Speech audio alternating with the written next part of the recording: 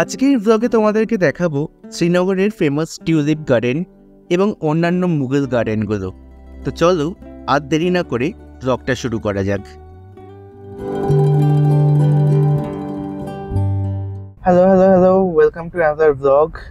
আজকের ব্লগে তোমাদেরকে শ্রীনগর ঘোরাবো। আমরা শ্রীনগরের সাইট সিন করতে যাচ্ছি, তো যা যা দেখবো তোমাদেরকে দেখাবো। তো চলো ব্লগটা শুরু করা যাক।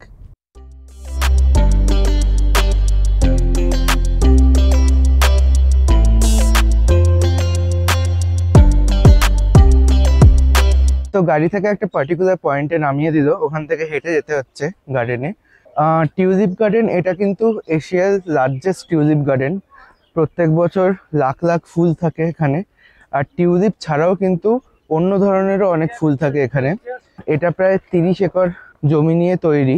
আর তোমরা যদি টিউলিপ পার্টিকুলারলি দেখতে চাও, তাই তোমাদের ওই মার্চের এন্ড থেকে এপ্রিলের মিড অবধি তোমরা আসতে পারো। মার্চের এন্ড থেকে টিউলিপ ফুটতে শুরু করে। সব থেকে ভালো যদি টিউলিপ দেখতে হয় তাহলে এপ্রিলের একদম শুরুর দিকে এসো। আমরা যেরকম এপ্রিলের একদম আজকে কত তারিখ, 2 তারিখে আসছি, তো এরকম টাইমে আসলে তোমরা ভালো টিউলিপ দেখতে পাবে। ওয়েদার ফোরকাস্ট দেখো, বৃষ্টি হলে বৃষ্টির দিন পারলে অ্যাভয়েড করো, কারণ বৃষ্টি হলে টিউলিপগুলো বসে যায়, তো তখন অত ভালো লাগবে না তোমাদের। তো যেখানে গাড়ি থামাবে সেখান থেকে কিন্তু টিউলিপ গার্ডেন বেশ হেঁটে অনেকটাই।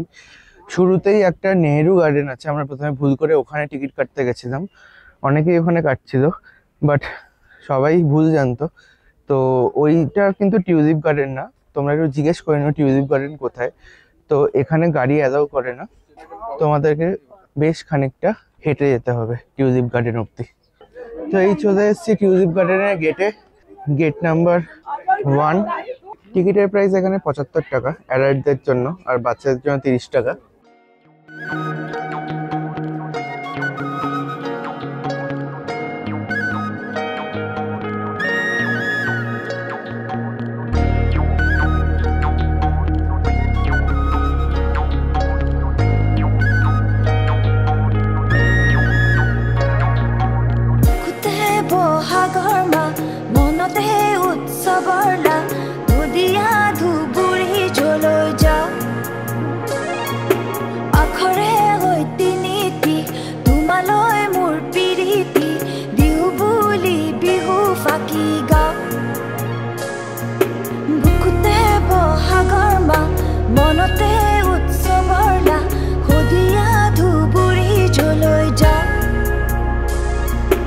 তো দেখতে পাচ্ছ এখানে লাখ লাখ টিউলিপ ফুটে আছে। এর জন্য কিন্তু এখানকার মালিরা সারা বছর পরিশ্রম করে, কিন্তু টিউলিপ কিন্তু থাকে 1 মাসই, শুধু মার্চ থেকে এপ্রিল। তারপর কিন্তু এই টিউলিপগুলো থাকবে না, অন্য ফুল থাকবে বাট টিউলিপ থাকবে না।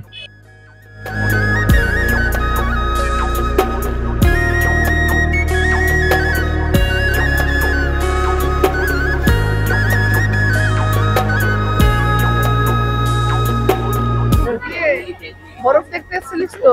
হ্যাঁ। টিউলিপ দেখে কেমন লাগছে? টিউলিপ তো দেখতে যাসনি তুই, তুই তুলছিস কেন ফটো? ভালোই লাগছে। ভালোই লাগছে।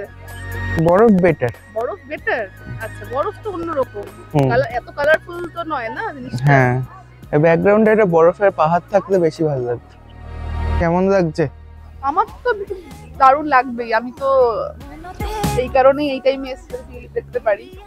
কত রকম কালার্স, এত রকম কালারের টিউলিপ, কি বলবো, এক একটা কালার এক এক রকম। Purple, peach, white, yellow, beautiful beautiful. তো আমাদের টিউলিপ গার্ডেন দেখা কমপ্লিট। এখন এক্সিট গেট দিয়ে বেরোচ্ছি। এবার নেক্সট দেখা যাক কোথায় যাওয়া যায়।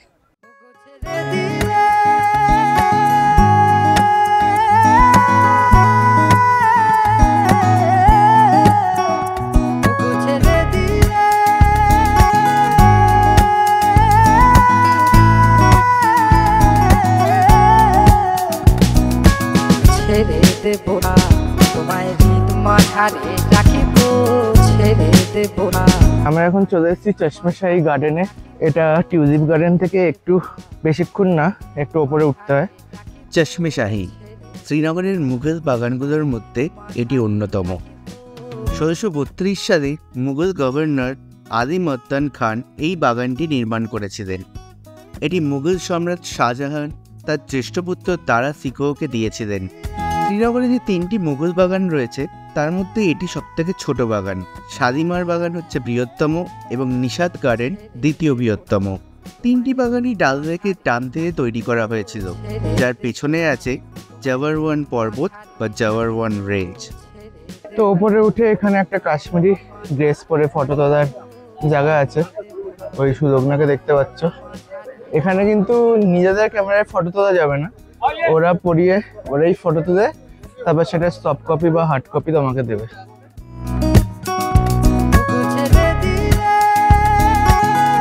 নেক্সট আমরা যাচ্ছি এখন পরি মহলে। এটাও একটা 7 টেরেস মুঘল গার্ডেন। এটাকে পরি মহলের নাম কারণ এটা বলা হয় যে আগেকার দিনে যত রাত বাড়তো এখানে পরীরা আসতো, মানে এটা মানুষের বিলিফ ছিল, তো ওই জন্য পরি মহল বলা হয়।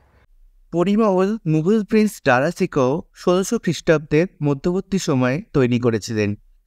শুরুতে এটি ব্যবহার করা হতো লাইব্রেরি হিসেবে এবং তারপরে এটি ব্যবহার করা হয় অবজারভেটরি হিসেবে এবং এখানে অ্যাস্ট্রোলজি এবং অ্যাস্ট্রোনমিও শেখানো হতো। চশমেশাহী গার্ডেন থেকে গাড়িতে পরি মহল যেতে 5 মিনিট লাগে।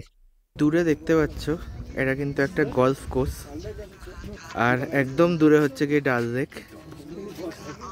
বেশ সুন্দর ভিউ এখান থেকে।